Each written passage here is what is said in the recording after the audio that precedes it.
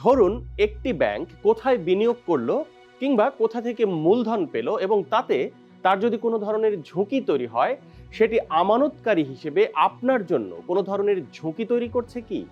আপনি ভাবতেই পারেন, আমার তো খুব অল্প টাকার বিনিয়োগ, সুতরাং ব্যাংক যদি কোনো ধরনের ঝুঁকিতে পড়ে তাতে আমার কি সমস্যা? ব্যাংক যদি কোনো ধরনের ঝুঁকিতে পড়ে তা আপনার জন্য কি ধরনের সমস্যা তৈরি করতে পারে, তার সবচেয়ে বড় উদাহরণ হলো সাম্প্রতিক সময়ে আমানতকারীরা খুব ভালোভাবে টের পেয়েছে। যে 5টি ব্যাংক বর্তমানে মার্জার হয়েছে, সে ব্যাংকগুলোর আমানতকারীরা অনেক দিন ধরেই তাদের জমানো টাকা ফেরত পাননি। এর বাইরে আরও কিছু ব্যাংক এবং আর্থিক প্রতিষ্ঠানেও আমানতকারীরা এখনও টাকা ফেরত পাচ্ছেন না। সুতরাং ব্যাংকিং সেক্টরে কোন ব্যাংকের স্বাস্থ্য কেমন তা ভালোভাবে বোঝা খুব জরুরি। আজকে স্টার এক্সপ্লেন্সে ব্যাখ্যা করব সাবঅর্ডিনেটেড বন্ড কেনাবেচার ক্ষেত্রে ব্যাংকগুলো কি ধরনের ঝুঁকিতে পড়ছে। প্রথমেই বলা প্রয়োজন বন্ড কি এবং সাবঅর্ডিনেটেড বন্ড কি। বন্ড হলো, ধরুন আপনি কারো কাছ থেকে একটি নির্দিষ্ট সময়ের জন্য, সেটি 7 বছর কিংবা 10 বছরের জন্য একটি নির্দিষ্ট সুদে ঋণ করতে চাইছেন। এটি করার জন্য আপনি চাইলে বন্ড বা এক ধরনের দলিল ইস্যু করতে পারেন।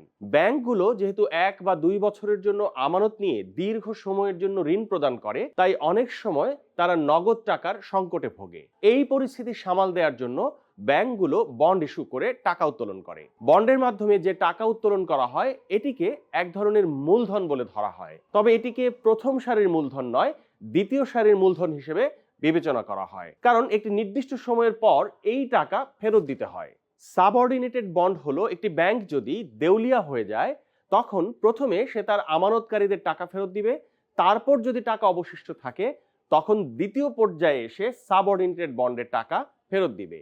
সুতরাং একটি ব্যাংক যদি অন্য আরেকটি ব্যাংকের বন্ডে বিনিয়োগ করে, আর যে ব্যাংকে বিনিয়োগ করা হলো সেই ব্যাংকটি যদি দেউলিয়া হয়ে যায়, তখন যে ব্যাংক বিনিয়োগ করলো সে টাকা ফেরত পায় না।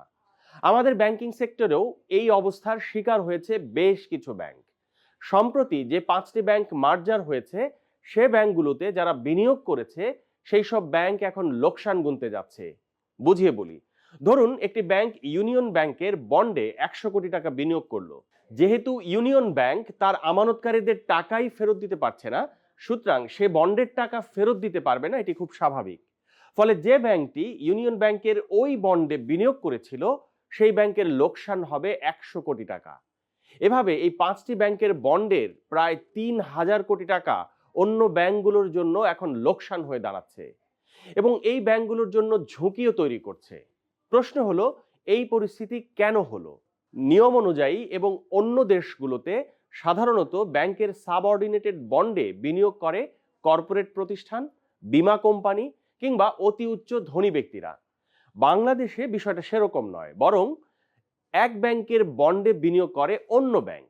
ফলে ব্যাংকিং সেক্টরের ঝুঁকি ব্যাংকিং সেক্টরের মধ্যেই সীমাবদ্ধ থেকে যাচ্ছে। এই পরিস্থিতি দেখে বাংলাদেশ ব্যাংক নির্দেশনা দেয় যে এক ব্যাংকের বন্ড অন্য ব্যাংক কিনবে, আবার সেই ব্যাংকের বন্ড প্রথম ব্যাংক কিনবে। এই ধরনের ক্রস বিনিয়োগ করা যাবে না। এই পরিস্থিতিতে ব্যাংকগুলো নতুন পদ্ধতি আবিষ্কার করে।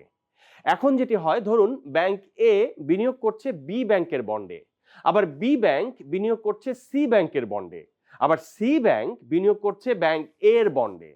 ফলে ঘুরে ফিরে ঘটনা সেই একই, ব্যাংকগুলোর বন্ডের বিনিয়োগকারী সেই ব্যাংকই। এবার বাংলাদেশ ব্যাংক নিয়ম করেছে যে ব্যাংকের বন্ডে 50% বেশি বিনিয়োগ অন্য ব্যাংক থেকে নিতে পারবে না।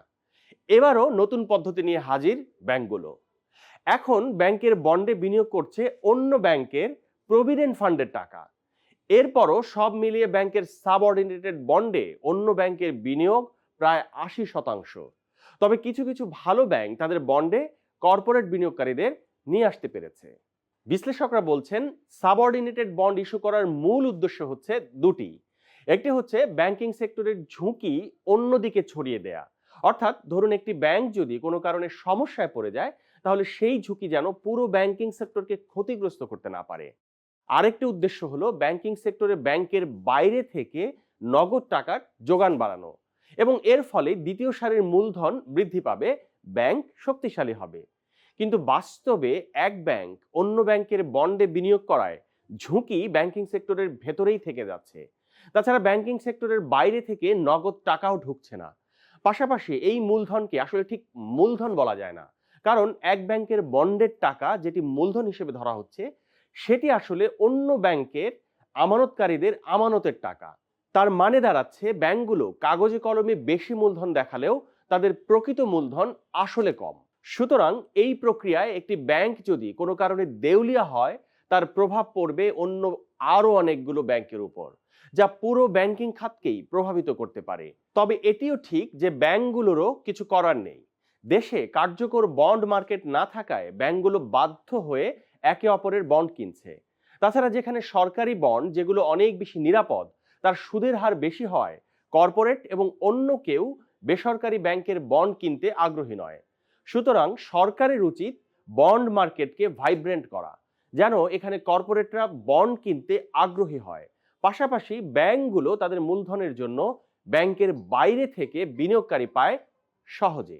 তাছাড়া যেখানে সরকারি বন্ড যেগুলো অনেক বেশি নিরাপদ, তাদের সুদের হার বেশি হয়, কর্পোরেট এবং অন্য কেউ বেসরকারি ব্যাংকের বন্ড কিনতে আগ্রহী নয়। সুতরাং সরকারের উচিত বন্ড মার্কেটকে ভাইব্রেন্ট করা, যেন এখানে কর্পোরেটরা বন্ড কিনতে আগ্রহী হয়। পাশাপাশি ব্যাংকগুলো তাদের মূলধনের জন্য ব্যাংকের বাইরে থেকে বিনিয়োগকারী পায় সহজে। ডেইলি স্টার আপডেটেড নিউজ এবং ভিডিও পেতে আমাদের ইউটিউব চ্যানেলটি সাবস্ক্রাইব করুন, ফেসবুকে লাইক দিন, কমেন্ট করুন, শেয়ার করুন। সুস্থ থাকুন, ডেইলি স্টার সঙ্গেই থাকুন।